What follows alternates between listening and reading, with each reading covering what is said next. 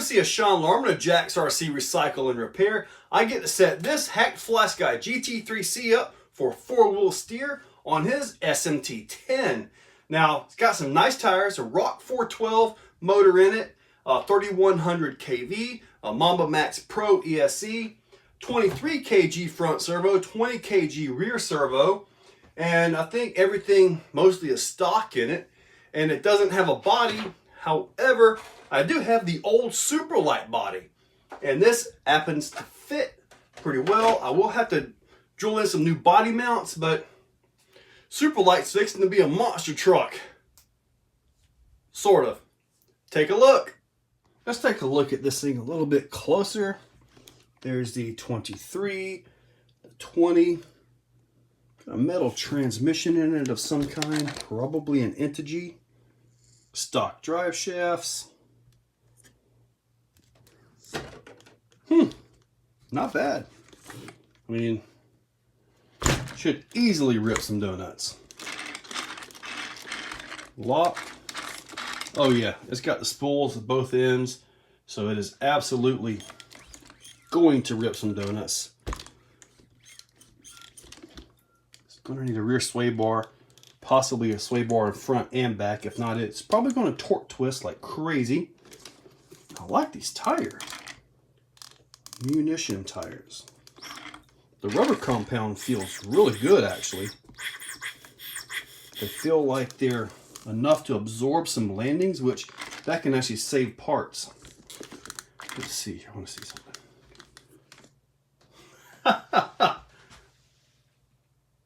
Oh yeah, that's what you get with a lot of articulation and locked discs. All right, so now there's the receiver. Get that put in there, but first we got to set this up. We're going to set this up for four-wheel steering right now. Now you press it, and then you can long press it where you have to hold it. Press it over to reverse, long press, and now you get to this. You scroll down through your different buttons. This is the one you want right here. Then just scroll this right on over. Oh, if you want manual rear steer, you can just simply do that, then set it up for that. What you end up with there is momentary left, right, or however you want that set up, and it'll go to your endpoints and auto return to neutral. However, we're going right back into this. Oh, wrong one. There we go. Then we're going to scroll this right on over for four-wheel steer. Right there. That's perfect. And you're going to want this set up for 100. If you set it for 200, you'll either get front steer or rear steer. And the normal and crab don't really want to work, so push the N button twice. Now we're going to go right back into it. And this time we're scrolling backwards. That's your N button, your back button, your C button, which is this one right here. And we're going to set that up for four-wheel steer as well. Right there. Push that. Come over to endpoint. Long press enter. 4. Scroll this over to 3. Now what you should have, using these two buttons right here, there's front steer, there's four-wheel steer, there's rear steer. Now when you turn the radio on, it comes into four-wheel steer. If you want to get crab, you push the button down here. There's your crab. There's your normally opposing steering. So real simple to get your four-wheel steering controls. You know, you're driving in a competition crawler with, you know, four-wheel steer. You got a certain situation, bump that forward. Now you're in front steer only. Bump it back, you got your four-wheel steer. Crab it right on over. Come back around.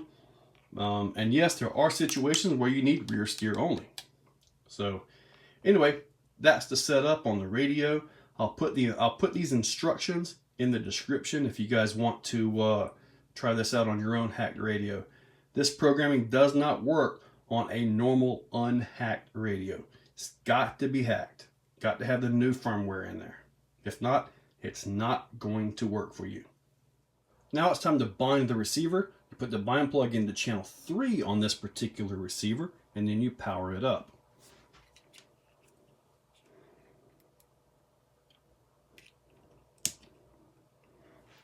See that flashing light? That means it's in bind mode. To bind it, push and hold the bind button right here. Turn this on. See that light? Now it's solid. That means it is binded. Turn the power off. Pull the plug out. Now you have to turn the radio off as well because it's still in bind mode. Power the receiver back up. Turn this on. And now you're binded. I've got the motor unhooked. However, I'm going to go ahead and hook up the servos and show you the operation. I've got the motor hooked up. I got the 2 receivers, 1 and 3, because your ESC is channel 2. Now watch the steering. See that?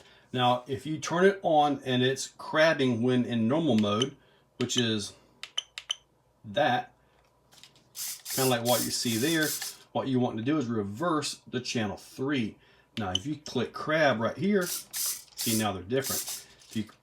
If you push this button forward, front steer only, back, 4-wheel steer, and then you have that right there. So if in normal mode, right there, like I just said, if your vehicle is crabbing, walking sideways, well, reverse the servo that's going the wrong way. Simple as that. To reverse the servos, that's really easy to do. Just simply normal, nice and easy. And for this radio, for the most part, you're going to want to reverse channel 2. So, for the most part. Now you can see the trim. It's kind of activating the motor just a little bit. You can see that particular one doesn't need the reverse, but your Castle and most of your Hobby Wing and all that stuff will need this channel 2 reversed.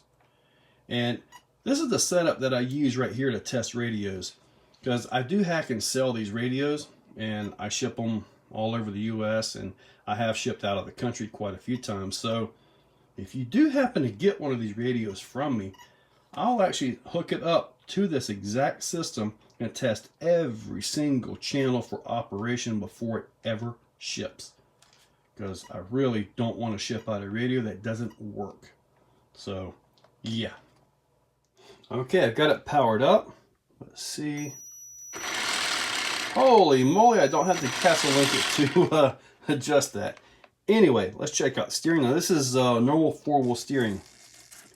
As you can see, it is obviously backwards. So I need to reverse the front servo. See if I can get this.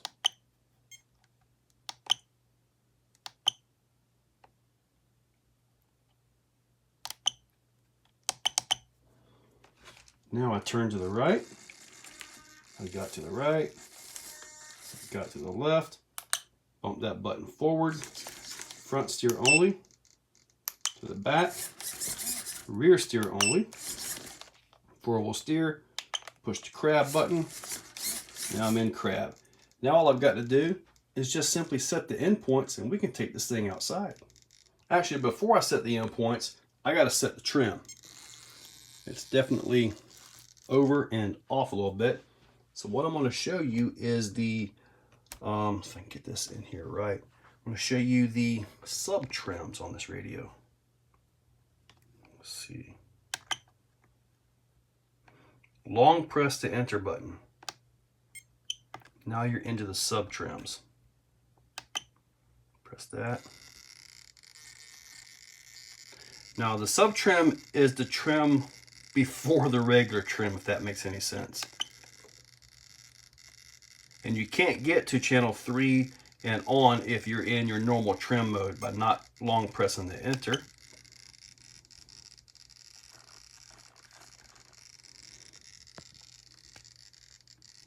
Looks pretty good. His horn may be off a little bit since I had to go to full 99 on that, but it looks okay. And then there you are. Now I can really, let me set this back.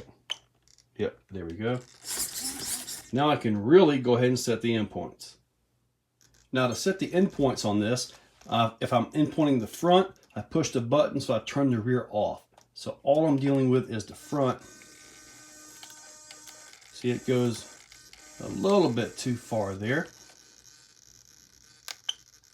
Scroll over to endpoint, channel 1, and if you're turning to the left, see how that rear is kicking? That means we're having a little bit of a power issue out of the BEC of that old Mama Max Pro ESC. So he is going to have to put a BEC on this. So that seems to be about right for that. Push the end button. Now we're on the rear steer, and I'm going to change the pads around since that's a shorter pad. I don't want the pad to influence the endpoints. Put the rear steer on. We're going to go ahead and check that real quick. Oh yeah, let's see, it goes all the way over. Endpoints. Now this goes all the way one direction or the other. It doesn't affect by this when you're setting it. And this is the same way for 3, 4, 5, 6, 7, 8 as well. Except for channel 2. Channel 2 is kind of like the steering, so you don't drive off crazy. Right there. Turn the other direction.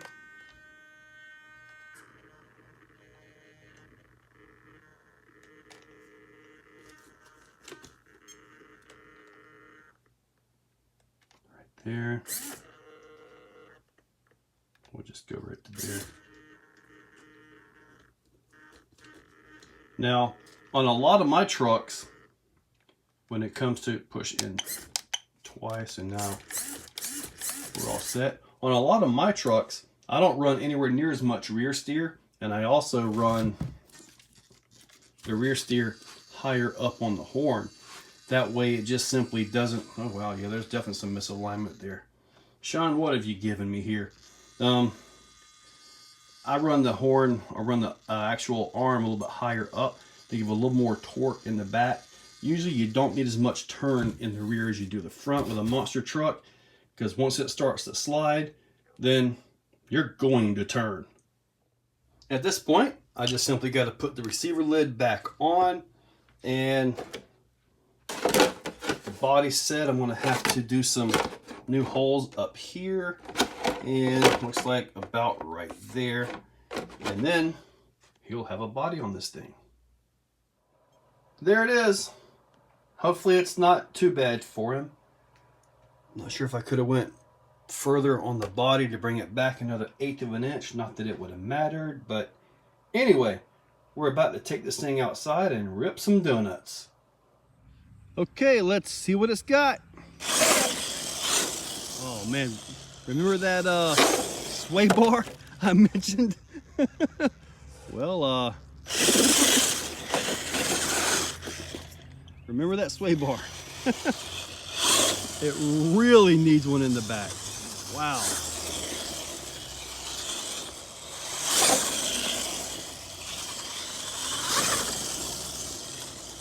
I'm not going to beat on this very much.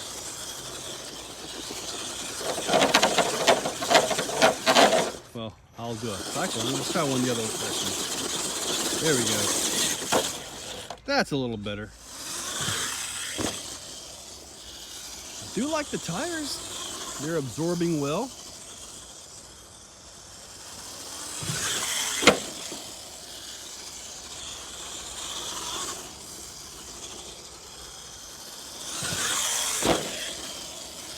Very beautiful landings, actually.